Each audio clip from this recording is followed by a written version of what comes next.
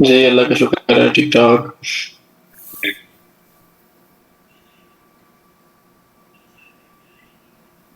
सो पिछले लेक्चर में हमने कुछ इवेंट्स को देखा था जिनकी वजह से टेंशन ज़्यादा ग्रो कर रही थी between Britain and the settlers. So उसमें Boston tea party, no taxation without representation, यानी एक माहौल बन रहा था आहिस्ता-आहिस्ता, जिसमें लोगों को एक अवेयरनेस आ रही थी। ये लोग आहिस्ता-आहिस्ता इस आइडिया पे जमा हो रहे थे कि अब सेल्फ रूल ही हमारे हक में बेहतर है, और जो ब्रिटेन है वो हमारे लिए उस तरीके से नहीं सोच रहा जिस तरीके से उनको सोचना चाहिए। जिस तरह से एक सेंटिमेंट था, एक पेरेंट, एक कंट्री का, ये एक एफिलिएशन थी ब्रिटेन के साथ लोगों की, जो अभी तक अपने आप को एक ब्रिटिश सिटीजन्स के तौर पे भी किसी हद तक ट्रीट करते थे या समझते थे। तो उसमें आहिस्ता आहिस्ता फिर कमी आना शुरू हो गई, खास तौर पे जब इस तरह के एक्ट्स आए, जो कोर्सिव एक्ट्स थे खास तौर पे, उसमें बहुत ज़्यादा लोगों को एक फील हुआ कि शायद गवर्नमेंट, शायद जो क्राउन है वो हमारे भले के लिए अब नहीं सोच रहे। सो इसको देखते हुए, इसका इसका अंदाज़ा करते हुए, फिर जो पॉलिटिशियंस थे, जो लीडर्स थे, डिफरेंट जो स्टेट्स थी, स्टेट्स तो नहीं थी उस वक्त, डिफरेंट जो कॉलोनीज थी, उनके रिप्रेजेंटेटिव्स, जो उनकी जो जो वहाँ पे टाउन कमेटीज थी या उनके जो भी रिप्रेजेंटेटिव्स थे, they decided to hold a continental congress. It was first continental congress in 1774, और इसका मकसद ये नहीं था कि क्राउन से अलहदगी इख्तियार की जाए या क्राउन को मुकम्मल तौर पे छोड़ दिया जाए या डिक्लेरेशन ऑफ इंडिपेंडेंस कर दिया जाए। इसका बेसिक मकसद सिर्फ ये था कि एक फ़िज़ा बनाई जाए जिसमें एक नेगोशिएट किया जा सके क्राउन के साथ, जिसमें एक डिफरेंट कमिटीज़ बनाई जा सकें, जिसमें या तो क्राउन को इस बात पे लाया जाए कि जो टैक्सेशन है वो यहाँ के रिप्रेजेंटेटिव्स उस पे लागू करेंगे, या फिर उसमें फर्दर जो भी एक्शन लिया जाना है वो लिया जा सके। सो यहाँ पे एक डेलिब्रेशन के एक प्रोसेस इस तरीके से स्टार्ट हुआ कि एक आइंदा का लाएअमल किस तरह से इख्तियार किया जाए। सो इसमें लाइफ, लिबर्टी एंड प्रॉपर्टी की बात तो इस एक पूरे आपको नज़र आ रहा है कि लिबरल थॉट ऑलरेडी डेवलप हो चुकी थी। उसके अंदर हमने मॉन्टेस्क्यू वगैरह, जॉन लॉक, जेन जॉक रूसो को भी पढ़ा, थॉमस पेन को भी पढ़ा। सो ये एक यहाँ पे आगे पहली एक एफर्ट नज़र आती है, जो 12 कॉलोनीज इसके अंदर शामिल हुई।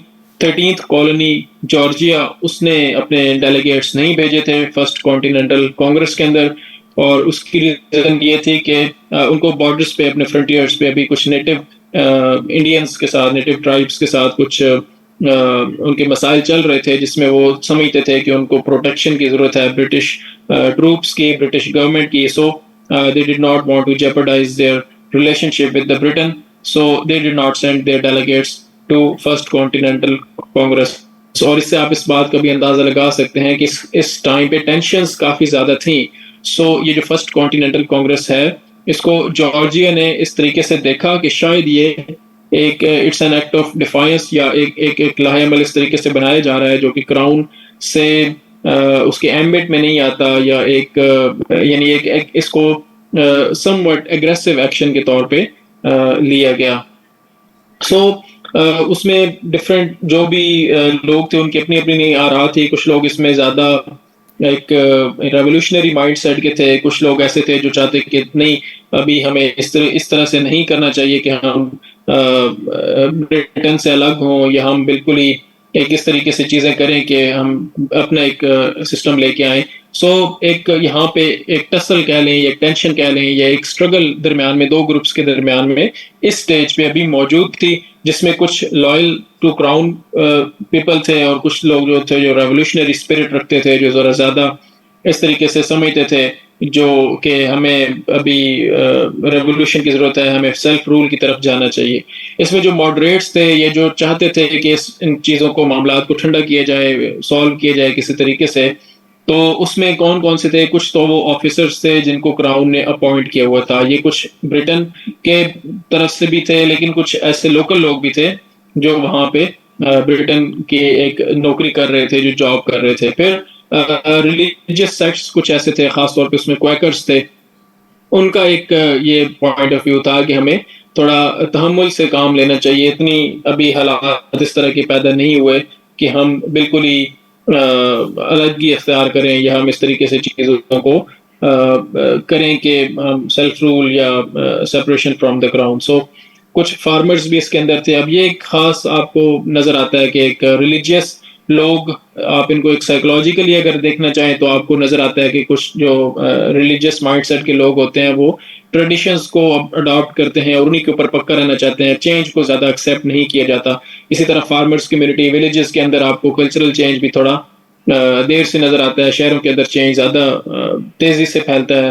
तो ये इस तरह के एक दरमियान में आपको, यानी ऐसा नहीं था कि 1775 के अंदर, 1776 के अंदर पूरे का पूरा America was up in arms, it was not the case. वहां पे आप कह लें कि कुछ ऐसे लोग थे जो रेवोल्यूशनरी थॉट्स के हामिल थे और कुछ ऐसे थे जो इन चीज़ों को भी नहीं पसंद कर रहे थे। तो इस स्टेज पे आके जो रेवोल्यूशनरी लोग थे, जो थोड़े ज़्यादा एग्रेसिव थे, उन लोगों ने फिर हैरस करना शुरू कर दिया लॉयलिस्ट्स को, यानी वो उनको तंग करते थे, उनके ऊपर उनकी दुकानों को नुकसान पहुंचाना या उनको कल्चरली आइसोलेशन का शिकार करना। तो इस तरीके से चीज़ें फिर वहाँ पे स्टार्ट हो गई कि जो भी रेवोल्यूशनरीज थे उन्होंने एक अग्रेसिव कैंपेन स्टार्ट कर दी, और जिसके बारे में भी ये ख्याल किया जाता था कि ये हमारे इस नज़रिए के ऊपर नहीं समझता, तो उसको फिर एक किया जाता था, उसको तंग किया जाता था और उसको कोशिश की जाती थी कि उसको या तो वो अपनी तरफ कन्वर्ट किया जाए या फिर उसको एटलीस्ट दबाया जा सके। इसमें फिर जो एक क्वैकर्स सेक्ट था उन्होंने, और जो साथ में उसके जो भी लोग इस माइंडसेट के थे कि जो अलहदगी नहीं चाहते थे, जो इंडिपेंडेंस नहीं चाहते थे, जो लॉयल्टी पे बिलीव करते थे, उन्होंने एक पेटिशन सेंड की किंग को, और इसको ऑलिव ब्रांच पेटिशन भी कहा जाता है।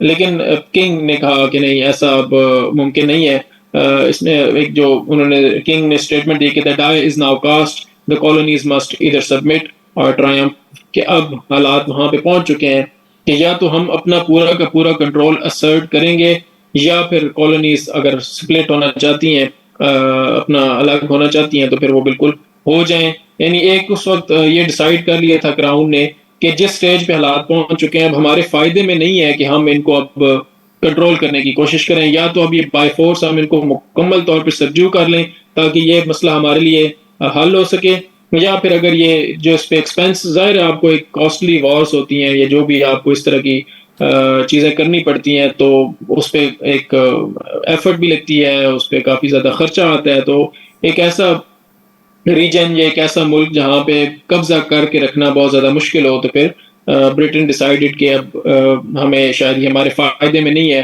Unless they are subdued properly. उसमें एक पहली जो यानी इसके एक इवेंट्स, अब पीछे हम बॉस्टन टी पार्टी को पढ़ तो चुके हैं, लेकिन जो रेवोल्यूशन का स्टार्ट है वो कहा जाता है कि बैटल ऑफ लेक्सिंगटन एक एरिया था। लेक्सिंगटन जो है वो एक टाउन का नाम है। तो वहाँ पे ये पहली बैटल ऑफ रेवोल्यूशन को स्टार्ट किया जाता है, और इसके बारे में कहा जाता है the shot heard around the world, यानी एक पहला गोली वहां पे चली थी। अब ये नहीं पता कि गोली ब्रिटेन और जाहिर है वहां पे जो मिलिशियाज थे, रेवोल्यूशनरीज, उनके दरमियान में ये स्कर्मिश हुई थी।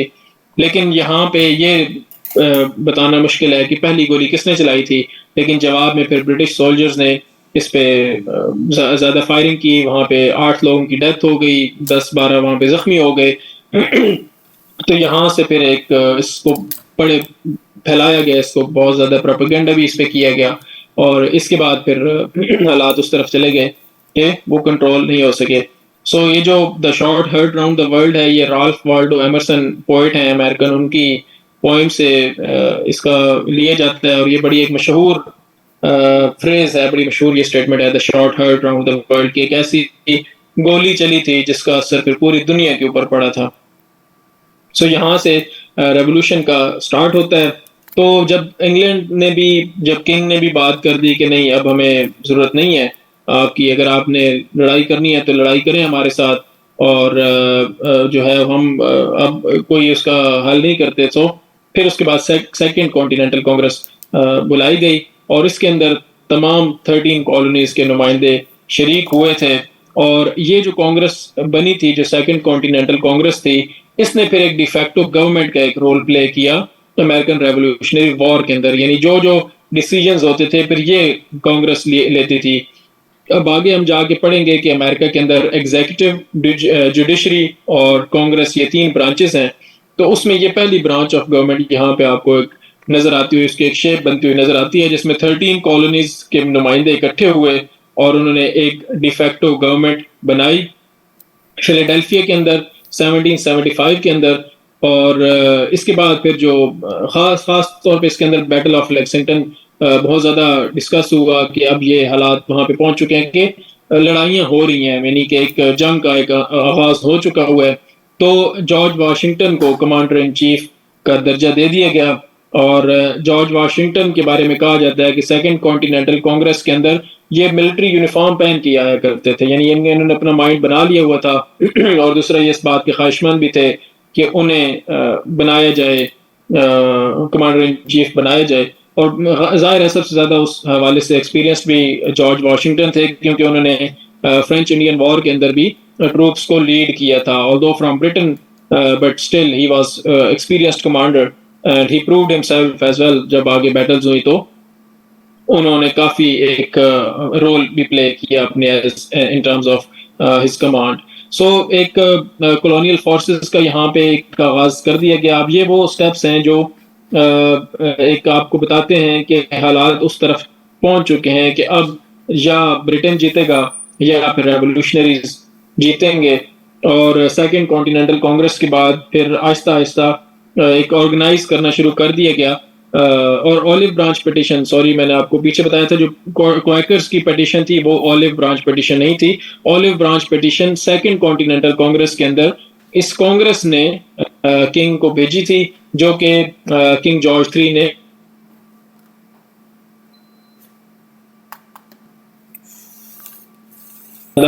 फैलनी शुरू हो गई।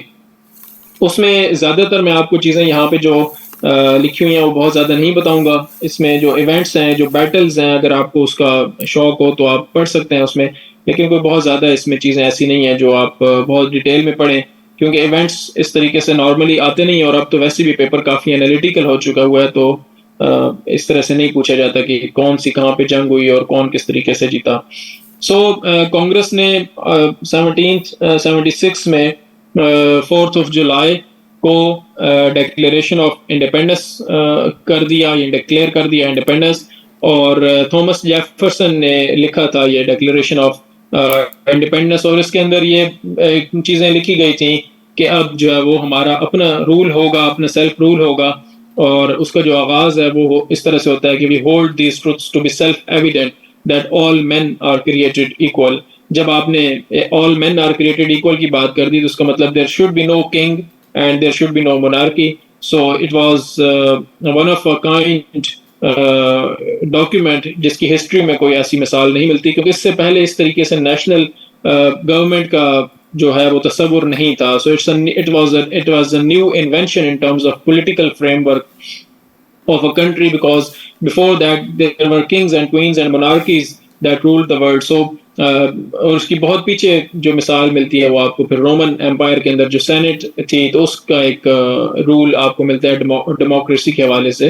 लेकिन यहाँ पे आके एक नई चीज की गई कि जो भी लोग जिनके ऊपर गवर्नमेंट हो रही होगी, it should be the will of those people, the will of the governed to choose their government. So एक नया यहाँ पे एक चीज, एक रेवोल्यूशनरी आइडिया वो इम्प्लीमेंट किया गया अमेरिका के डिक्लेरेशन ऑफ इंडिपेंडेंस के थ्रू. यहाँ से हॉस्टिलिटीज रुकी नहीं. 1776 में 4th of July में ये डिक्लेरेशन ऑफ इंडिपेंडेंस था. it is celebrated as the Independence Day in America, but here the events actually started, the events of war, the revolution actually started. और फिर 1781 के अंदर आर्टिकल्स ऑफ कन्फेडरेशन आए और 1783 तक ट्रीटी ऑफ पेरिस हुई, जिसके अंदर अमेरिका को एज एन इंडिपेंडेंट नेशन तस्लीम किया गया. यहाँ पे पीस नेगोशिएशंस हुई ब्रिटेन के साथ और ब्रिटेन ने इस चीज़ को एक्सेप्ट किया कि अब हम जो है वो यहाँ से अपनी आर्मी फौजें वगैरह जो भी हैं इनकी विड्रॉ करेंगे.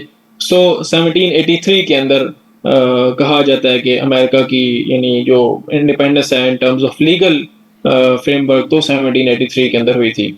सो ये 13 कॉलोनीज थी जिनको फिर 13 स्टेट्स बना दिया गया, और ये 13 स्टेट्स जो थे वो articles of confederation, articles of confederation was basically kind of document which was necessary to form the government, some form of government. It was a loose framework. इसके अंदर कोई बहुत ज्यादा चीजें नहीं थी, इसके अंदर जुडिशरी नहीं थी, इसके अंदर एग्जेक्टिव नहीं था, इसके अंदर फेडरेशन और स्टेट्स के राइट्स के बारे में चीजें नहीं थी। सो इट वाज एक डिफेक्टो एक रूल करने के लिए, यानी एक डिफेक्टो गवर्नमेंट बनाने के लिए एक ये चीज चाहिए थी। सो उसकी वजह से आर्टिकल्स ऑफ कन्फेडरेशन 1781 के अंदर आए, और फिर उसके बाद जो उस पर काम स्टार्ट हुआ अमेरिकन कॉन्स्टिट्यूशन के ऊपर, और उसमें फिर 1787 I suppose 15 December if I am not wrong, तो उसमें फिर अमेरिकन कॉन्स्टिट्यूशन आ गया। सो ये मैंने बहुत ज़्यादा मुख्तसर आपको बताई ये चीज़ें, इसमें मैंने इवेंट्स आपको नहीं बताए। उसकी मेरे नज़दीक उसकी इतनी अहमियत नहीं है। अगर आप फिर भी स्टडी करना चाहते हैं तो ऑब्वियसली आपको ये बड़ी अच्छी टाइमलाइन मिल सकती है कि क्या किस तरीके से चीज़ें हुई थी, और यानी ये जो बैटल्स थी, ये जो मैनूवर्स थे, वो आपको अगर आप इंटरेस्ट हो तो आप पढ़ सकते हैं उसको। अब रेवोल्यूशन ने क्या किया लोगों के लिए? रेवोल्यूशन एक बहुत बड़ा इवेंट था, और ये एक टर्निंग पॉइंट था इन terms of political framework, in terms of government systems in the world. और ये बहुत एक रेवोल्यूशनरी चीज थी, एक रेवोल्यूशनरी आइडिया था, एक रेवोल्यूशनरी आइडिया की इम्प्लीमेंटेशन थी दुनिया के अंदर, जो इससे पहले इस तरीके से कभी नहीं हुई थी।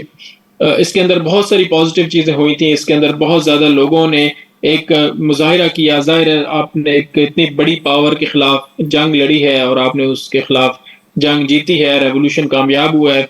और ये वो दौर था जब ब्रिटेन अभी अपनी फुल पावर के अंदर तकरीबन आ चुका था। यानी इसको जब सब कॉन्टिनेंट के हवाले से आप देखते हैं तो 1757 से 1761 इन ईयर्स के अंदर ब्रिटेन फुटप्रिंट अपना जमा चुका था, और काफी हद तक जो गवर्नमेंट थी सब कॉन्टिनेंट की, वो उसके डिफेक्टो रूलर्स यही थे। ईस्ट इंडिया कंपनी थी, यानी किंग की अथॉरिटी बहुत महदूद हो चुकी थी तब तक। तो यानी ब्रिटेन अपनी फुल पावर में था जब ये रेवोल्यूशन आई थी। सो लेकिन कुछ चीजें इसने नहीं भी की। मसलन अब क्या क्या चीजें इसने अचीव की? एक तो जाहिर है इंडिपेंडेंस अचीव की इसने ब्रिटेन के खिलाफ, मैंने आपको बताया, और इसका प्राइमरी ऑब्जेक्टिव भी जाहिर है यही था। साथ ही सॉवरेनिटी कि आपको एक इख्तियार मिल गया, आप हाकिमियत के इख्तियार आपके पास आ गया गवर्नमेंट का, लोगों के पास। जो आप एक मुतालबा था टैक्सेशन का, नो टैक्सेशन विदाउट रिप्रेजेंटेशन का, आपने वो उसको अचीव कर लिया कि अब कोई भी टैक्स लगेगा, कोई भी पॉलिसी बनेगी तो वो यहाँ के लोगों की मर्जी के मुताबिक बनेगी। कोई बाहर से बैठ के ये पॉलिसीज नहीं बनाएगा। जहाँ के लोग किसी भी स्टेट के हों, उन स्टेट्स के लोगों के रिप्रेजेंटेटिव्स होंगे, उनकी अपने एक चार्टर्स होंगे, उनके अपने एक जो जो चीज़ें वो करना चाहते हैं उसके अंदर वो करेंगे, और उनकी अपनी मर्जी से ये सारी चीज़ें होंगी। सो एक सॉवरेन नेशन अचीव की इस रेवोल्यूशन ने।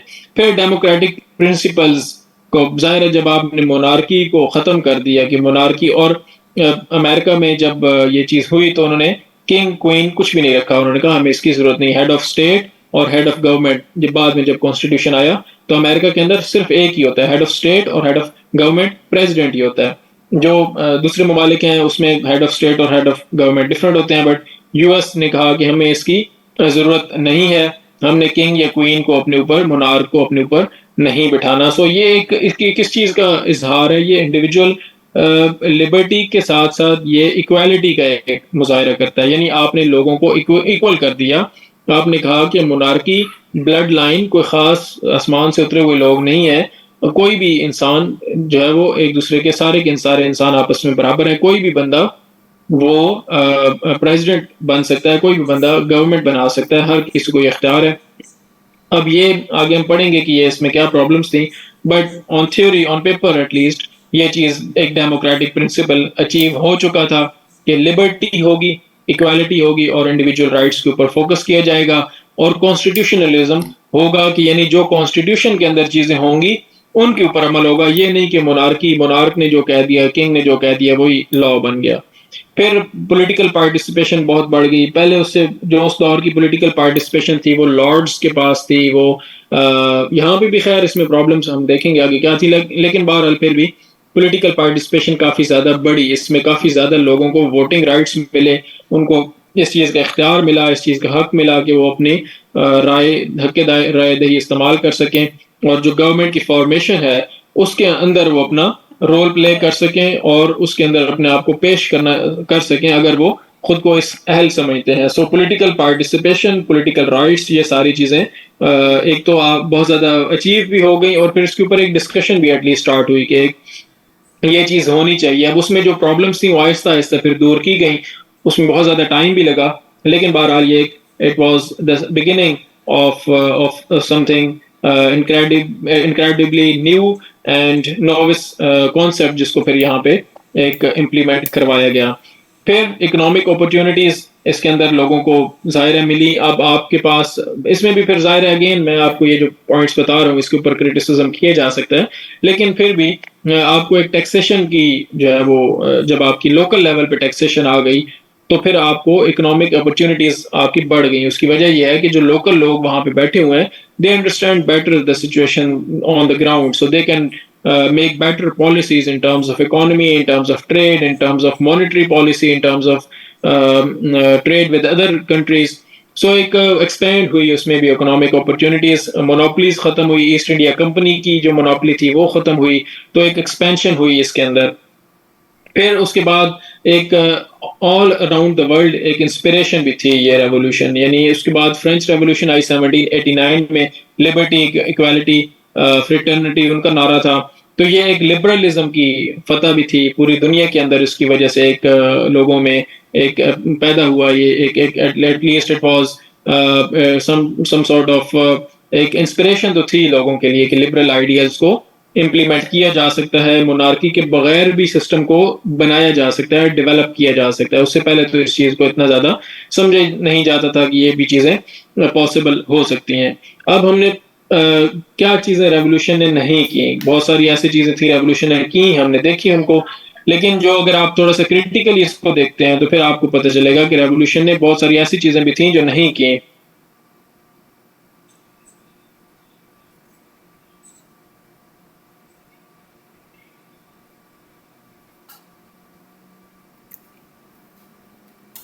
उसमें क्या क्या चीजें थी, एक तो मेन चीज आपने देखा कि इक्वालिटी की बात हो रही है। अब इक्वालिटी ठीक है कि आपने बात तो कर दी इक्वालिटी की, लेकिन इक्वालिटी अमॉन्ग विच इंडिविजुअल्स, आप उसमें जब वोटिंग राइट्स की बात आती है तो वोटिंग राइट्स सिर्फ और सिर्फ वाइट लैंड ओनिंग इंडिविजुअल्स के पास थे। सो जो लैंड ओनर्स थे और जो वाइट्स थे वो सिर्फ वोट कर सकते हैं। वो वाइट अमेरिकन या वो वाइट सेटलर्स जिनके पास लैंड नहीं थी वो उनके पास वोटिंग राइट्स नहीं थे, लेकिन साथ ही साथ औरतों के पास वो भी वोटिंग राइट्स नहीं थे। सो एक आपको नजर आती है कि एक प्रॉब्लम यहाँ पे काफी ज्यादा डिस्पैरिटीज हैं, कुछ ऐसी डिस्क्रिमिनेशनरी पॉलिसीज भी हैं कि औरतों को आपने इतनी बड़ी पॉपुलेशन को बिल्कुल बीच में से निकाल दिया।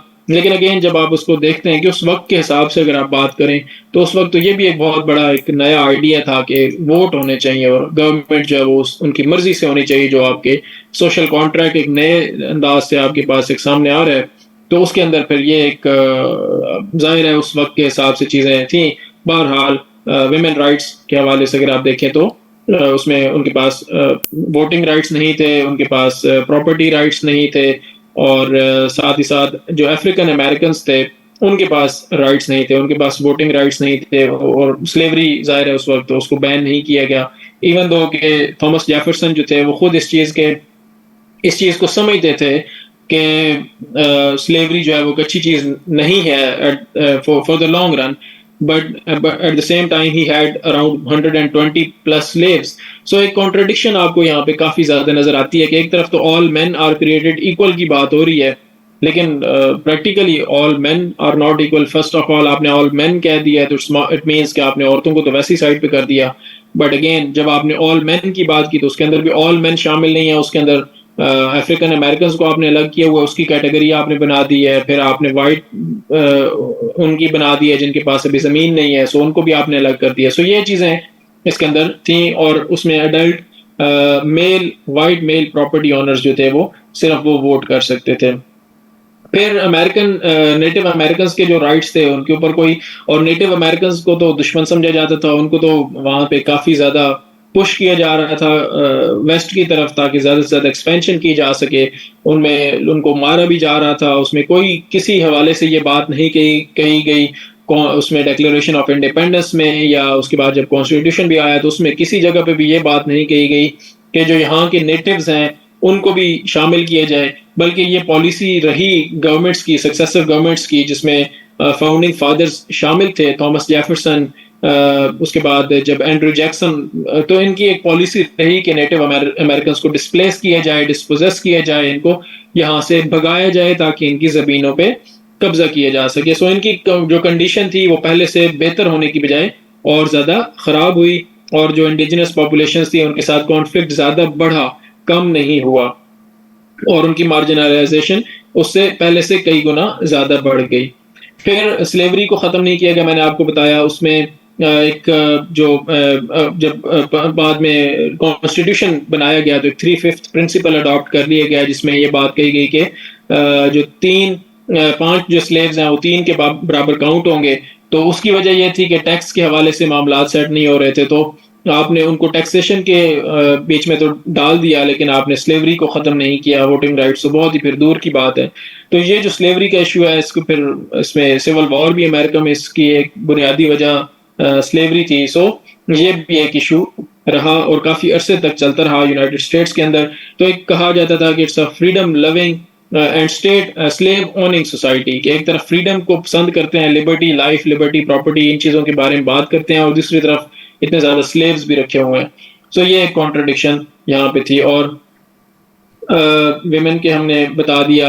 अब कॉन्स्टिट्यूशन की तरफ बात, अब मैंने आपको बताया कि आर्टिकल्स ऑफ कॉन्फेडरेशन तो ड्राफ्ट कर दिए गए थे, उनको तो इम्प्लीमेंट कर दिया गया था, लेकिन उनकी वो वाली अहमियत नहीं बन सकी। उसकी वजह यह थी कि उसके अंदर बहुत ज्यादा लूज फेडरेशन के एक तस्वुर था।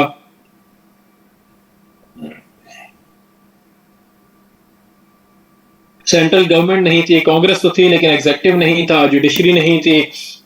सेंट्रल गवर्नमेंट के पास उस तरीके से इख्तियारात, अथॉरिटी नहीं थी कि वो टैक्सेस लगा सकती या वो ट्रेड को सही तरीके से रेगुलेट कर सकती दोनों तरफ से। यानी स्टेट्स के दरमियान में जो ट्रेड थी उसको भी वो रेगुलेट नहीं कर सकती थी, जो आर्टिकल्स ऑफ कन्फेडरेशन के अंडर जो बनी थी। और दूसरा वो अमेरिका की दूसरे मुल्कों के साथ भी ट्रेड को नहीं रेगुलेट नहीं कर सकती थी, उसको चला नहीं सकती थी। सो इसके पास फिर सेंट्रल आर्मी भी कोई इस तरीके से नहीं थी कि उसको प्रॉपर एक उसके पास एक एनफोर्सिंग एबिलिटी होती जिसकी जरिए से वो अपनी जो विल है, ये जो अपनी उसको जो उसके जो डिसीजंस हैं वो स्टेट्स के ऊपर या लोगों के ऊपर उनको इम्प्लीमेंट करवा सके। नेशनल जुडिशरी उसके अंदर नहीं थी आर्टिकल्स ऑफ कॉन्फेडरेशन के अंदर। फिर इंटर स्टेट कॉमर्स के लिए कोई मैकेनिज्म नहीं था कि आपस में स्टेट्स किस तरीके से ट्रेड करेंगे, टैक्सेस क्या होंगे, क्या ओपन बॉर्डर्स रखने हैं, क्या एक स्टेट के अंदर एक गवर्नमेंट है तो वो एक बिजनेस है तो वो दूसरे के अंदर भी उसको वही राइट्स होंगे, या वो हर स्टेट के अंदर अपने अपने। अब देखें अमेरिका के अंदर स्टेट्स के अपने लेजिस्लेचर्स हैं और state to state laws vary करते हैं। ये एक स्टेट के अंदर एक लॉ है, दूसरी स्टेट के अंदर दूसरा लॉ होगा। तो ये इस चीज के बारे में कोई नहीं था, और खास तौर पे ये क्योंकि ट्रेड तो हर वक्त चल ही रही थी, तो इसमें ये एक प्रॉब्लम थी कि आपस में जो अगर कोई डिस्प्यूट हो जाता है तो उसका कैसे हल निकाला जाएगा, अगर आपस में जो यानी जो इश्यूज हैं उनको कैसे, कोई इदारे नहीं थे। सो ये भी एक आर्टिकल्स ऑफ कन्फेडरेशन की एक नाकामी थी, एक उसकी कमजोरी थी। फिर ट्रीटी ऑब्लिगेशंस जो दूसरे मुल्कों के साथ थी तो उनको इन्फोर्स करवाने के लिए कोई इनके पास प्रॉपर पावर नहीं थी। यानी आपने ब्रिटेन के साथ एक ट्रीटी साइन की, आपने अगर फ्रांस के साथ कोई ट्रीटी साइन की है तो अब स्टेट्स उसमें से लेट से ट्रेड के हवाले से कोई ट्रीटी साइन हुई है और एक स्टेट कहती है जॉर्जिया कि नहीं हम तो इस चीज को नहीं मानते, या एक स्टेट न्यूयॉर्क कहती है कि हम ये हमारे हक में नहीं है तो हम नहीं इस चीज को मानते, तो एक वो उसके खिलाफ ट्रेड जारी रखते हैं। तो फिर सेंट्रल गवर्नमेंट के पास कोई ऐसा इख्तियार मौजूद नहीं था, ऐसी पावर मौजूद नहीं थी जो उस चीज को इन्फोर्स करवा सकती स्टेट्स के ऊपर भी या इंडिविजुअल्स के ऊपर भी। फिर टैक्सेस जब आपके पास का एक मैकेनिज्म नहीं होगा तो जाहिर है फिर आपके पास फंडिंग नहीं होगी। तो फाइनेंशियल इंस्टेबिलिटी का भी एक प्रॉब्लम था कि आपको एक जो गवर्नमेंट है वो अपने आप को रन कैसे करेगी, उसके लिए बहुत ज़्यादा एक्सपेंसेस चाहिए जाहिर है। तो उसको जब टैक्सेस के लिए आपने कोई मैकेनिज्म नहीं बनाया, किस तरह से टैक्सेस कलेक्ट होंगे, किस तरीके से वो खर्च होंगे, ये सारी चीज़ें आपके पास मौजूद नहीं है, उसके लिए लॉ मौजूद नहीं है, तो फिर आप उनको नहीं कर सकते। और उसके बाद फिर एक चैलेंज ये भी आया कि 1786 एंड 87 के अंदर मैसाचुसेट्स के अंदर एक रिबेलियन ये कैफियत पैदा होगी। फार्मर्स ने वहाँ पे काफ़ी ज़्यादा एक अपराइजिंग हुई वहाँ पे, जिसकी वजह से फिर एक काफ़ी ज़्यादा महसूस हुई ज़रूरत कि इस तरह के इश्यूज अगर आते हैं तो उनको किस तरीके से डील किया जाएगा। और उनको यानी आर्मी उनको डील करेगी या उनकी एक अलग फोर्स होगी वो डील करेगी, या उनको किस तरीके से सॉल्व किया जाएगा। सो ये भी एक जो सेंट्रल गवर्नमेंट थी उसको काफी ज्यादा एक प्रॉब्लम का सामना करना पड़ा। अब जाहिर है जब आपके पास ये इश्यूज हैं तो अब आप उनको सॉल्व करने के लिए एक कमिटी बिठाएंगे या उनको उसके लिए एक सिस्टम जनरेट करने के लिए या एक दस्तूर साजी आप उसको कह लें, उसके लिए आपने कोशिश करनी है। सो उस मकसद के लिए या उस स्ट्रगल के अंदर दो ग्रुप्स बन गए। यानी आप कॉन्स्टिट्यूशन मेकिंग की तरफ आपने जब तवज्जो देनी शुरू की तो दो ग्रुप्स बन गए, दो स्कूल्स ऑफ थॉट्स उस वक्त सामने आए। कुछ वो ऐसे लोग थे जो कहते थे कि फेडरेशन को बहुत ज्यादा स्ट्रांग होना चाहिए, फेडरेशन अगर स्ट्रांग होगी तो मुल्क स्ट्रांग होगा, फेडरेशन अगर वीक होगी तो मुल्क वीक हो जाएगा। फेडरेशन के पास इख्तियारात ज्यादा होने चाहिए, फेडरेशन यानी इस तरह की चीजें उसके उसको मानने वाले फेडरेशन। अभी भी आप पाकिस्तान की भी आप मिसाल ले लें तो कुछ लोग ऐसे हैं जो कहते हैं प्रेसिडेंशियल सिस्टम होना चाहिए ताकि एक स्ट्रॉन्ग गवर्नमेंट हो, आपके पास स्ट्रॉन्ग सेंटर हो।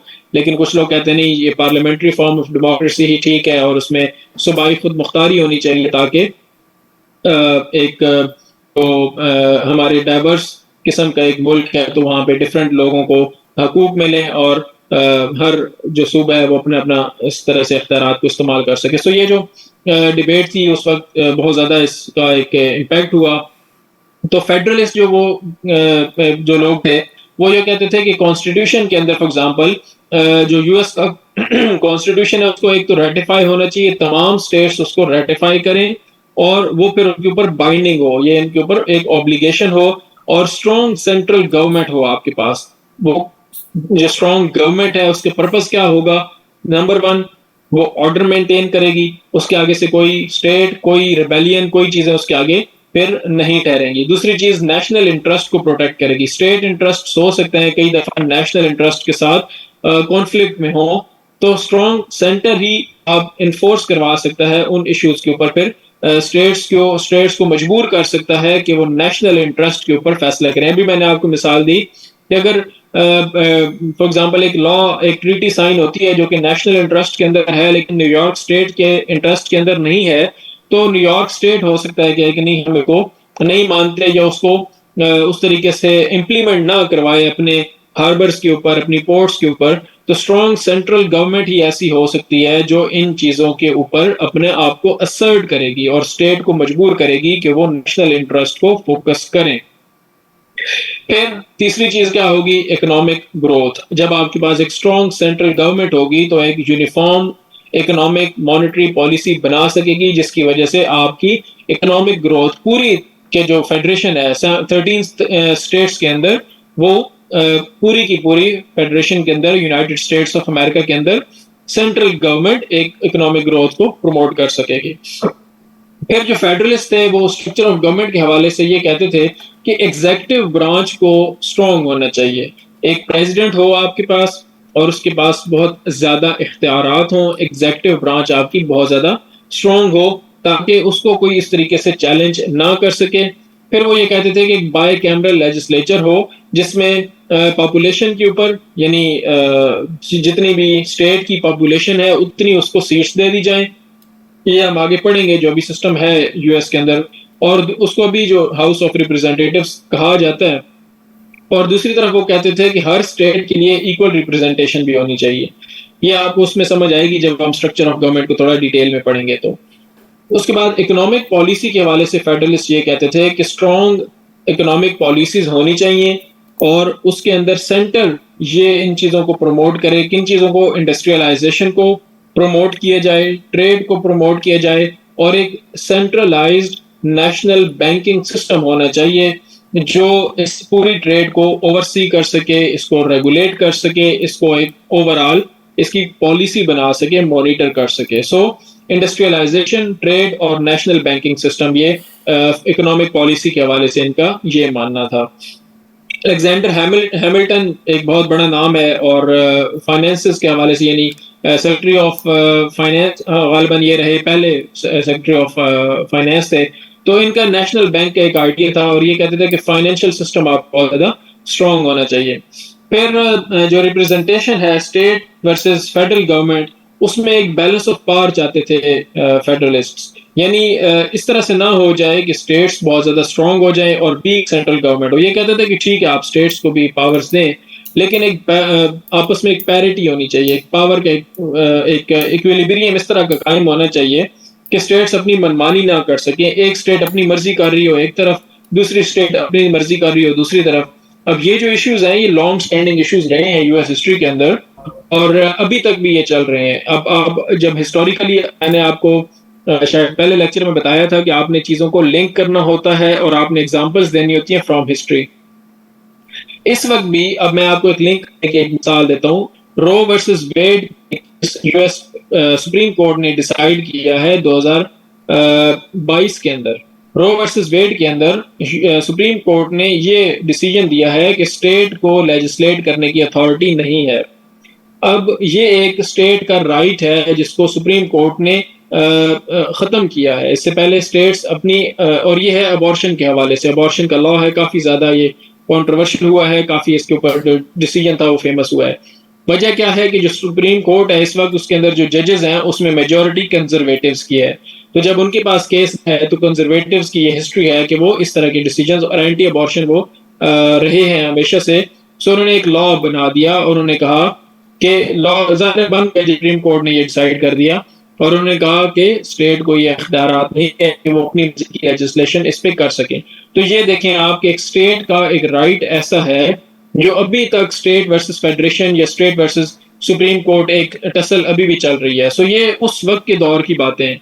फिर इसी के अंदर एक 1865 के अंदर जब सिविल वॉर हुई यूएस के अंदर, तो वो भी, उसके अंदर भी एक इशू था, स्टेट राइट्स वर्सेस फेडरेशन के राइट्स। इनके दरमियान में एक टसल थी जिसकी वजह से सिविल वॉर बहुत यानी एक उसकी एक रीजन ये भी थी। So state rights versus federation के राइट्स का इशू अमेरिकन हिस्ट्री के बार बार ये it pops up from time to time again. So ये एक ऐसा इशू है जो लॉन्ग स्टैंडिंग है, अभी तक ये उस तरीके से रिजॉल्व नहीं हुआ। सो इस चीज को जो है वो प्रमोट करने के लिए, लोगों को कन्विंस करने के लिए द फेडरलिस्ट पेपर्स पब्लिश किए गए और इनका अलेक्जेंडर हैमिल्टन, जेम्स मैडिसन और जॉन जे ये इसके राइटर्स थे। और ये it was a series of essays जिसको आर्ग्यू किया था, जिसमें कि कॉन्स्टिट्यूशन को रेटिफाई करना चाहिए। और इसके अंदर फिर उन्होंने डिफरेंट आर्गूमेंट्स के जरिए जो इश्यूज थे एंटी फेडरलिस्ट के, उनको भी सॉल्व करने की कोशिश की गई। अब एंटी फेडरलिस्ट क्या कहते हैं, जो मैंने चीजें आपको बताई ये उसके उल्ट काफी हद तक कहते थे। यानी ये कहते थे कि कॉन्स्टिट्यूशन जो है वो रेटिफिकेशन उसकी जरूरत नहीं है। उन्होंने ये कहा था कि अगर आप इस तरीके से स्ट्रॉन्ग सेंट्रल गवर्नमेंट बना देंगे तो एक तो इससे इंडिविजुअल राइट्स जो है वो उसके ऊपर एक इन्फ्रिंजमेंट होगी, और दूसरा स्टेट सोवरेनिटी, यानी स्टेट सोवरेनिटी एक बहुत बड़ा इशू हमेशा से यूएस हिस्ट्री के अंदर रहा है, जिसको स्टेट्स कहती हैं कि हमारी जो मर्जी है वो चलनी चाहिए, हमारे जो लोग हैं स्टेट के अंदर, जो रेजिडेंट्स हैं, उनकी मर्जी चलनी चाहिए। फेडरेशन हर चीज के अंदर इन्वॉल्व नहीं हो सकती और फेडरेशन यूएस के अंदर हर चीज में इन्वॉल्व होती भी नहीं है। जो भी हम पढ़ेंगे कि एक तरीके से अमेंडमेंट का प्रोसीजर कितना मुश्किल है और उसके अंदर स्टेट्स की राय कितनी अहम है। सो स्टेट्स ने ये कहा कि स्ट्रॉन्ग सेंटर जो है वो हम लोग नहीं चाहते, इंडिविजुअल राइट्स और स्टेट सॉवरेनिटी के ऊपर फोकस होना चाहिए। स्ट्रक्चर ऑफ गवर्नमेंट के हवाले से ये कहते थे कि वीक सेंट्रल गवर्नमेंट होनी चाहिए और जो ज्यादा से ज्यादा स्ट्रॉन्ग जो अथॉरिटी है वो स्टेट्स के पास होनी चाहिए। फेडरेशन वीक हो, वो एक कोऑर्डिनेशन का काम करे, उसके पास इख्तियारात इतने ज्यादा नहीं होने चाहिए। इख्तियारात स्टेट्स के पास होने चाहिए। अगर पावरफुल एग्जीक्यूटिव होगा या एक जुडिशरी इतनी पावरफुल हो जाएगी जो एक स्टेट के राइट्स के ऊपर एक तरह से कंट्रोल कर सके, एक ऑपरेशन की फिजा होगी। यानी इसकी रैशनैलिटी इसके पीछे क्या है, जब आपके पास डिसेंट्रलाइजेशन होती है तो मुश्किल होता है रिप्रेशन। आप उसको पाकिस्तान के कॉन्टेक्स्ट में जब आप देखते हैं तो 18th अमेंडमेंट के बाद जब इख्तियारात सूबों को ज्यादा दे दिए गए हैं तो अब मार्शल लॉ लगाना मुश्किल हो गया पाकिस्तान के अंदर। नामुमकिन तो खैर पाकिस्तान में कोई चीज नहीं, लेकिन बहरहाल मार्शल लॉ लगाना 18th अमेंडमेंट के बाद काफी मुश्किल हो चुका है। तो ये इसकी वजह ये है कि इख्तियारात डिवॉल्व हो गए हैं, गवर्नमेंट्स के पास इख्तियारात नीचे चले गए हैं और जितना लोगों के करीब इख्तियारात होंगे इतना मुश्किल होगा उनको एक ओवरऑल कंट्रोल करना। सो ये एंटी फेडरलिस्ट का ये मानना था। फिर रिप्रेजेंटेशन के हवाले से ये कहते थे कि जो इंडिविजुअल राइट्स हैं और जो स्टेट राइट्स हैं वो प्रोटेक्ट नहीं हो रहे इस कॉन्स्टिट्यूशन के अंदर, जो कि बहुत ज्यादा एक स्ट्रॉन्ग नेशनल गवर्नमेंट है। इन रिप्रेजेंटेशन ज्यादा स्टेट्स की होनी चाहिए, उसमें फेडरेशन इतनी ज्यादा स्ट्रॉन्ग नहीं होनी चाहिए। अब इन जो कंसर्न्स थे एंटी फेडरलिस्ट्स के, उनको पैसिफाई करने के लिए, उनको रिजॉल्व करने के लिए बिल ऑफ राइट्स लाया गया। और ये बिल ऑफ राइट्स के अंदर इंडिविजुअल राइट्स को प्रोटेक्ट करने के लिए 10 अमेंडमेंट्स लाई गई। अब कॉन्स्टिट्यूशन तो आ गया था, लेकिन कॉन्स्टिट्यूशन को रेटिफाई होना था और रेटिफाई करने के लिए फिर फेडरलिस्ट पेपर्स लिखे गए। फिर साथ साथ कोशिश की गई कि किस तरीके से इस एक मैकेनिज्म बनाया जाए ताकि वो जो इंडिविजुअल राइट्स, जो स्टेट राइट्स हैं, उनको प्रोटेक्ट किया जा सके।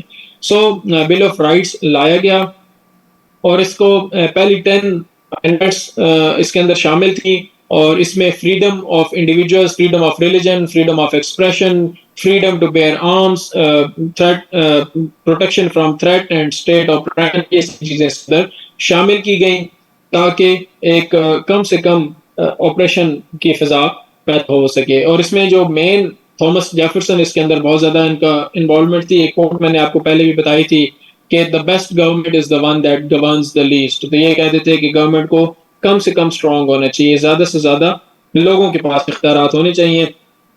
अगर आप बहुत ज्यादा इख्तियारात गवर्नमेंट दे देंगे तो वो जो बात है कि power corrupts and absolute power corrupts definitely.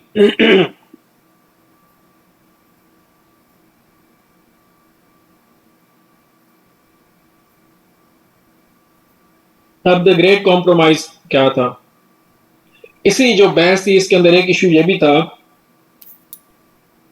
कि कुछ स्टेट्स हैं जो बड़ी स्टेट्स हैं और कुछ हैं जो छोटी स्टेट्स हैं। जो बड़ी स्टेट्स हैं उनकी पॉपुलेशन ज्यादा है और छोटी स्टेट्स की पॉपुलेशन कम है। अब मिसाल के तौर पे न्यूयॉर्क, लेट्स से उसकी आबादी अगर ज्यादा है और आबादी के तनासुब के हवाले से अगर आप सारी की सारी सीट्स लेजिस्लेचर के अंदर देते हैं तो न्यूयॉर्क के पास चली जाती हैं मिसाल के तौर पे 20 सीट्स चली जाती हैं, और जो पेनसिल्वेनिया के पास चली जाती हैं 12 सीट्स, और जो डेलावेयर छोटी स्टेट है तो उसके पास जाती हैं 3 सीट्स। तो अब न्यूयॉर्क की एक ऐसी अथॉरिटी कायम होगी या एक ऐसी उसके पास बर्तरी हासिल होगी इन टर्म्स ऑफ वोट्स कि डेलावेयर कभी भी उसको अपने राइट्स को प्रोटेक्ट नहीं कर सकेगी। 2-3 बड़ी स्टेट्स मिल जाएंगी और वो ऐसी कोई भी अमेंडमेंट लेके आना चाहेंगी या इस तरह की कुछ करना चाहेंगी तो लेजिस्लेचर के अंदर उनके पास इतनी मेजॉरिटी होगी, इतने वोट्स होंगे कि 4-5 बड़ी स्टेट्स बाकी सारी छोटी स्टेट्स के बराबर से भी ज्यादा उनके पास वोट हो जाएंगे। तो ये एक ऐसा इशू था जिसको रिजॉल्व करने की जरूरत थी। सो इस पे एक द ग्रेट कॉम्प्रोमाइज किया गया। रॉजर शर्मन कनेटिकट के ये यानी रिप्रेजेंटेटिव थे और उन्होंने कहा कि एक बाई कैमरल लेजिस्लेचर होना चाहिए जिसके अंदर 2 हाउसेस हों, एक हाउस ऑफ रिप्रेजेंटेटिव्स हो और दूसरा सेनेट हो। हाउस ऑफ रिप्रेजेंटेटिव्स के अंदर क्या हो, रिप्रेजेंटेशन बेस्ड ऑन पॉपुलेशन, जितनी स्टेट की आबादी है उसको उस तनासुब से उतनी सीट्स दे दी जाए। दूसरा क्या था, सेनेट के अंदर तमाम स्टेट्स को बराबर रिप्रेजेंटेशन दी जाए, यानी न्यूयॉर्क है उसकी आबादी जितनी मर्जी है उसको भी 2 सीट्स मिलेंगी, डेलावेयर जो से आधी से भी कम स्टेट है उसको भी 2 सीट्स मिलेंगी। यानी एक साइड पे जो लेजिस्लेचर है उसके पास पॉपुलेशन बेस्ड सीट्स होंगी और जो दूसरा हाउस है उसके अंदर यानी इन terms of being a state उसको इक्वल रिप्रेजेंटेशन हासिल होगी, और इन दोनों के दरमियान में कुछ ऐसा बैलेंस क्रिएट किया जाएगा कि जो बड़ी स्टेट्स हैं वो ओवररन ना कर सकें छोटी स्टेट्स को। तो इस तरीके से ये एक कॉम्प्रोमाइज किया गया, द ग्रेट कॉम्प्रोमाइज को कहते हैं।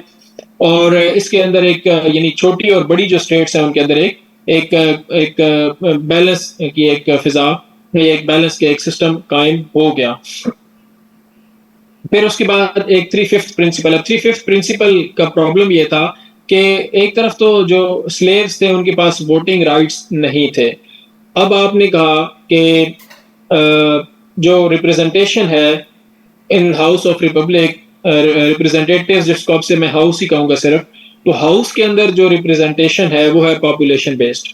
प्रॉब्लम ये है कि जो साउथ है वो एग्रीकल्चरल स्टेट्स हैं, वहां पे स्लेव्स बहुत ज्यादा हैं। जो नॉर्थ की स्टेट्स हैं वहां पे कॉस्मोपॉलिटन और इंडस्ट्रियलिस्ट इकोनॉमी है, तो वहां पे स्लेव्स की तादाद कम है। यानी कुछ स्टेट्स ऐसी हैं जहां पे स्लेव्स ज्यादा है और कुछ ऐसी हैं जहां पे स्लेव्स कम है। अब उनके पास वोटिंग राइट्स तो नहीं है, लेकिन पॉपुलेशन बेस्ड जब आपने सीट्स देनी है तो एक ऐसी स्टेट है जहां पे आजाद लोगों की तादाद 100 है और जो गुलाम है उनकी तादाद लेट से 80 है। दूसरी स्टेट ऐसी है जहां पे सिर्फ आजाद लोग हैं और उनकी सिर्फ तादाद है 100। तो वो एक जो दूसरी 170 वाली जो स्टेट है उसको तो आपने पॉपुलेशन बेस्ड जब सीट्स दी तो उनके पास सीट्स ज्यादा चली गई। तो और टैक्सेशन के मामलात में उनके पास स्लेव्स ने टैक्स तो देना नहीं होता, टैक्स तो ओनर्स ने देना होता है। तो इस वजह से फिर एक प्रॉब्लम क्रिएट हुई कि इतनी ज्यादा जो ये स्लेव्स हैं, अगर इनकी पॉपुलेशन बेस्ड अगर आपने स्टेट्स को सीट्स देना शुरू कर दी तो फिर कुछ ऐसी स्टेट्स हैं जो टैक्स तो कम देंगी लेकिन सीट्स उनके पास ज्यादा होंगी। तो इसको सॉल्व करने के लिए थ्री फिफ्थ प्रिंसिपल लाया गया, जिसमें 5 स्लेव्स को 3 वोट्स उनके काउंट होंगे इन टर्म्स ऑफ टैक्सेशन भी और इन टर्म्स ऑफ रिप्रेजेंटेशन भी। तो एक ये इस कॉम्प्रोमाइज का हिस्सा थ्री फिफ्थ प्रिंसिपल था और बाई कैमरल लेजिस्लेचर्स। उसके बाद बिल ऑफ राइट्स, मैंने आपको बताया ये पहली 10 अमेंडमेंट्स थी और ये 10 की 10 अमेंडमेंट्स यहाँ पे लिखी हुई हैं। इसमें freedom of religion, speech, press, assembly, right to bear arms, ये आप नो फोर्स क्वार्टरिंग, मैंने आपको बताया था कि क्वार्टरिंग के इशू काफ़ी ज़्यादा था, जिसमें क्वार्टरिंग एक्ट भी आया था। तो इसके अंदर थर्ड अमेंडमेंट में ये किया गया कि क्वार्टरिंग ऑफ सोल्जर्स नहीं होगी प्राइवेट प्रॉपर्टी के अंदर, पीस टाइम के अंदर। वॉर टाइम के अंदर हो सकती है लेकिन वो भी एक खास हद तक। फिर सर्च एंड सीजर नहीं होगा खाम खा में, वारंट चाहिए होगा या फिर प्रोबेबल कॉज होगा। ये एक यानी गवर्नमेंट के पास आपने इख्तियार कम कर दिया, कैसे नहीं कि हर किसी भी शहरी को हैरस किया जा सके। फिर due process, self incrimination protection दी गई सेल्फ इंक्रिमिनेशन के खिलाफ। सेल्फ इंक्रिमिनेशन का मतलब यह है कि किसी बंदे को भी उससे यानी वो नहीं ली जाएगी, कन्फेशन नहीं ली जाएगी, फोर्स्ड कन्फेशन नहीं ली जाएगी। सेल्फ इंक्रिमिनेशन का मतलब यह है कि एक शख्स जुर्म करता है और कोई गवाह मौजूद नहीं है तो पुलिस क्या करती है, उसको मार पीट के उसको अपने ही खिलाफ गवाह बना देती है। यानी कन्फेशन यही है ना, कहते हो कि जी हाँ मैंने जुर्म किया है, तो आप अपने खिलाफ एक तरह से गवाह बन गए, आपने अपने आप को ही जुर्म का इकरार कर लिया। तो एक बाले जुर्म के लिए एक जो है वो इस तरीके से वो मार पीट नहीं की जाएगी, उसमें कोई इस तरह के प्रोसीजर इस्तेमाल नहीं किए जाएंगे। और डबल जेपर्डी से भी इसने प्रोहिबिट किया। डबल जेपर्डी से मुराद ये है कि एक शख्स को अगर एक चीज के अंदर सजा हो चुकी है तो उसी जुर्म के अंदर उसको दोबारा सजा नहीं हो सकती। मिसाल के तौर पे किसी शख्स ने फ्रॉड किया है 20 साल पहले और उसको 1 माह की सजा किसी कोर्ट ने सुना दी थी उसी जुर्म पे, तो 10 साल बाद पता चलता है कि उस पर कोई और बंदा उसी केस के हवाले से कर देता है, तो कोर्ट के में वो जाके कहेगा कि सर इस पे तो मुझे पहले से सजा हो चुकी है, तो अब दोबारा मुझे इस पे सजा नहीं दी जा सकती। तो कोर्ट इसको इस बात को एक्सेप्ट करेगी और वो कहेगी कि ठीक है, एक ही जुर्म पे दोबारा सजा नहीं दी जा सकती। फिर speedy and public trial, trial by jury in civil cases, unusual punishment नहीं होंगी, एक्सेसिव बेल्स नहीं होंगी, फाइन्स एक्सेसिव नहीं होंगे। फिर सेकंड अमेंडमेंट इसके अंदर जो है वो बड़ी कंट्रोवर्शियल कई दफ़ा होती है और उस पर कई दफ़ा बात हो रही होती है। राइट टू बेयर आर्म्स के हवाले से ये है, उसमें हर शख्स को ये हक है अमेरिका के अंदर किसी भी शख्स को जो 21 ईयर्स प्लस है वो असला खरीद सकता है, कोई भी असला खरीद सकता है। उसमें वो क्लाशिनकोफ खरीदे, रॉकेट लॉन्चर लोगों ने रखे हुए हैं, मशीन गन्स रखी हुई हैं, स्टेन गन्स रखी हुई हैं, कोई भी उसके ऊपर पाबंदी नहीं है। 15-15, 20-20, 10-10 इस तरह से गन्स लोगों ने रखी हुई हैं। आप एक अगर 21 प्लस हैं और आप जाते हैं बाजार में बहुत सारी दुकानें होंगी, एक दुकान वहाँ पे असले की भी होगी, वहाँ पे आप उसको जाकर कहते हैं कि मुझे एक कोल्ट वेपन चाहिए, कोल्ट या मैग्नम, कोई भी आप उनको जाके कहते हैं कि ये मुझे ये वाला रिवॉल्वर चाहिए, तो वो आपको कहेगा कि ये इसके इतने पैसे हैं, तो आप पैसे आप देते हैं उनको और वो गन उठा के आपके हाथ में दे देता है। कोई असला लाइसेंस की जरूरत नहीं है, कोई किसी से इजाजत की जरूरत नहीं है। हाँ, सिर्फ आपको 21 प्लस एज होनी चाहिए।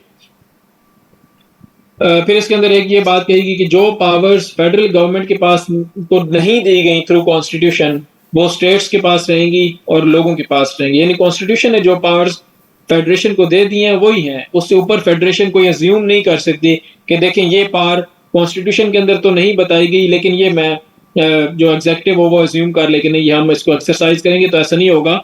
इस तरह की पावर्स स्टेट्स एक्सरसाइज कर सकती हैं। अगर कोई इमरजेंसी है, कोई इस तरह की चीज़ है जिसके बारे में कॉन्स्टिट्यूशन बिल्कुल खामोश है, तो स्टेट्स उस पर डिसाइड करेंगी, फेडरेशन उस पर डिसाइड नहीं करेगा। सो ये 10 अमेंडमेंट्स को आपने अच्छे से पढ़ लेना है, इनको समझ भी लेना है। कई दफ़ा इस पे भी आपको इसके हवाले से क्रिटिकल एनालिसिस आपसे हो सकता है पूछा जा सके, या इन अमेंडमेंट्स के हवाले से आपको बताया जाए कि आप इनको इस तरह से बताएं, या हो सकता है किसी एक अमेंडमेंट के ऊपर करंट अगर इश्यूज चल रहे हैं तो उसके ऊपर भी आपसे एनालिसिस मांगा जा सकता है।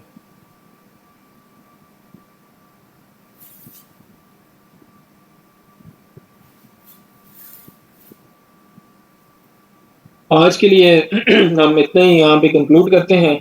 नेक्स्ट जो है वो स्ट्रक्चर ऑफ गवर्नमेंट है, काफ़ी इंपॉर्टेंट टॉपिक है और काफ़ी समझाने वाला भी है।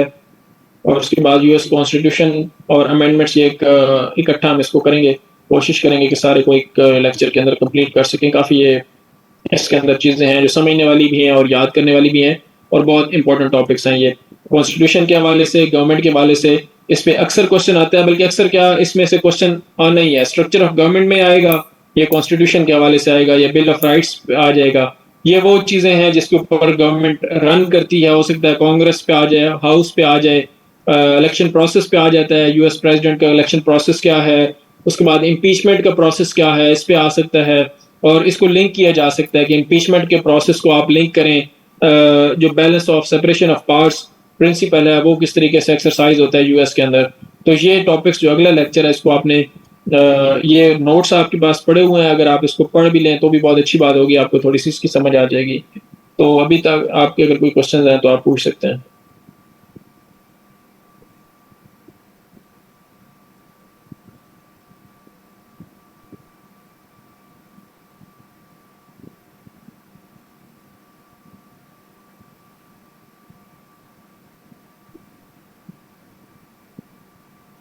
3/5 रूल ये है कि जो स्लेव्स हैं उनको आप एक अगर कहा जाए कि सब ह्यूमन कैटेगरी में रखा जाता है, यानी उस दौर में रखा जाता था कि वो नेशनल नहीं है, वो सिटीजन्स नहीं है, वो रह वहाँ पे ज़ाहिर है रह तो रहे हैं। एक स्टेट है उसके अंदर स्लेव्स की एक अच्छी खासी पॉपुलेशन होती थी, ख़ास तौर पे जो सदर्न स्टेट्स थी, मैंने आपको बताया था वर्जीनिया, उसके बाद जॉर्जिया वगैरह, नॉर्थ कैरोलिना, साउथ कैरोलिना वगैरह जो सदर्न स्टेट्स हैं, वहाँ पे एग्रीकल्चरल प्लांटेशन वगैरह और फार्मिंग बहुत ज़्यादा थी, तो वहाँ पे स्लेव्स भी काफ़ी ज़्यादा थे।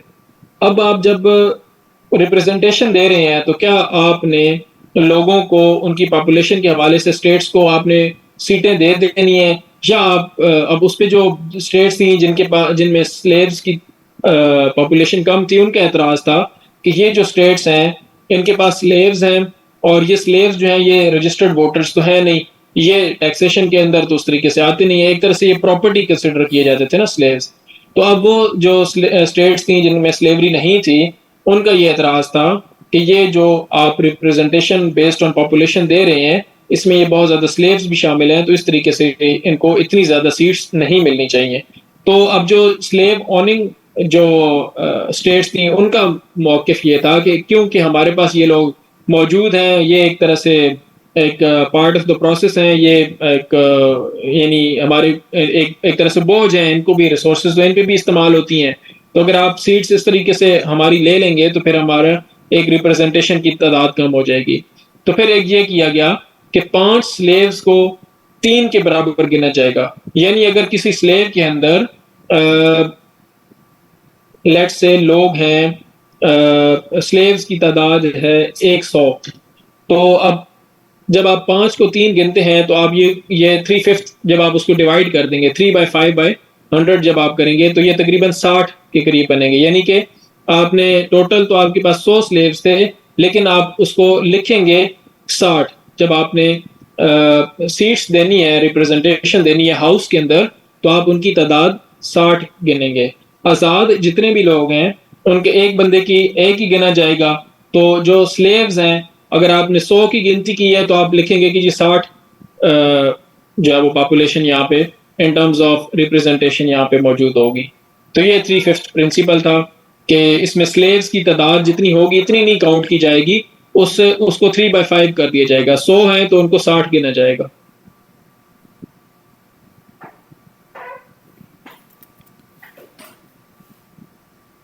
जी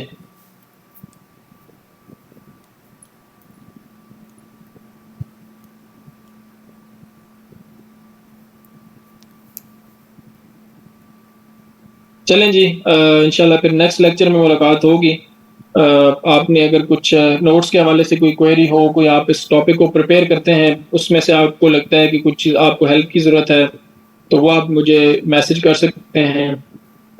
जहाँ तक इसमें क्वेश्चंस की अगर बात आपको बताऊँ तो बहुत ज़्यादा इंपॉर्टेंट तो इसमें नहीं है, लेकिन ये एक चीज़ है कि रेवोल्यूशन का जो इम्पैक्ट था वो कितना एक था, क्या उसमें सबको फ़ायदा हुआ या नहीं हुआ, इसको आप थोड़ा सा डिटेल में, ज़ाहिर ये नोट्स हैं, आपने थोड़ा सा इसको एक्सपेंड करना है, 1-2 डायमेंशन इसकी देख लें आप कि औरतों के हवाले से क्वेश्चन आ जाता है फॉर एग्जांपल कि रेवोल्यूशन का इम्पैक्ट औरतों के ऊपर क्या हुआ था, या हो सकता है आपका ये क्वेश्चन आ जाए कि रेवोल्यूशन का इम्पैक्ट अफ्रीकन अमेरिकन के ऊपर या स्लेव्स के ऊपर क्या था, या रेवोल्यूशन का इम्पैक्ट कितना लिमिटेड था इन स्कोप, तो आपको बताना पड़ेगा कि ये इन एरियाज के अंदर लिमिटेड था।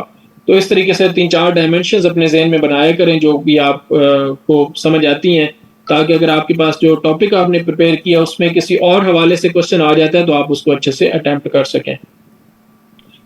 ठीक है, इंशाल्लाह फिर अब नेक्स्ट लेक्चर में मुलाकात होगी। अल्लाह हाफिज़। अल्लाह हाफिज़।